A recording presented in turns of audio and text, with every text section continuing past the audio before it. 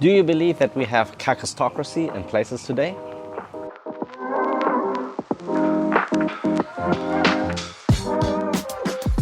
I guess in order to get a relevant answer, one should know what it means.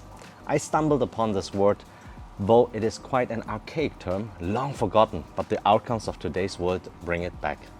Kakistocracy means a government run by the worst, least qualified, and most unscrupulous citizens. I have never worked in politics, so I wouldn't be able to tell. But I worked all my professional life in corporate, and whether suppliers, customers, partners, or their own organizations, often there is some flavor of Kakistocracy around. Why? Because they can, and their companion is Dunning-Kruger. But usually this doesn't worry me. No, I think more about the people who put them in such place and allowed them to continue. A friend of mine made the joke that whenever he encountered such people, he tried to get them Peter principled so quick and then try everything to make them join the competition in order to bring the enemy ship down. I never found out whether this remained a joke or became reality, an amusing thought nonetheless.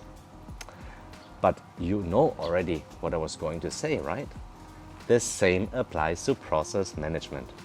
Sometimes you have the worst people responsible to design, implement, execute, and monitor a process.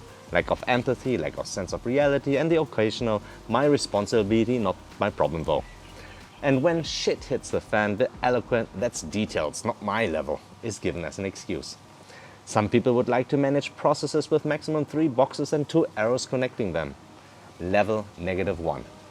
Machiavellian. Well, while we at it, you might want to read chapter 6 of The Prince.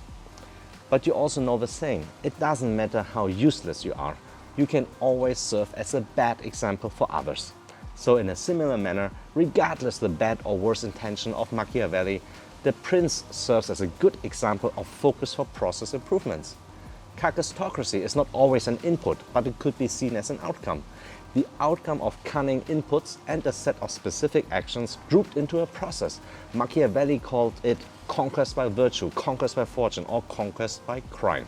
Sounds horrible? It is. But a good learning experience still.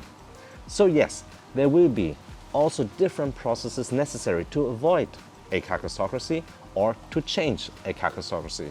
Hopefully, it does not remain the status quo. And that's my Tea with Tea. Quo Vadis.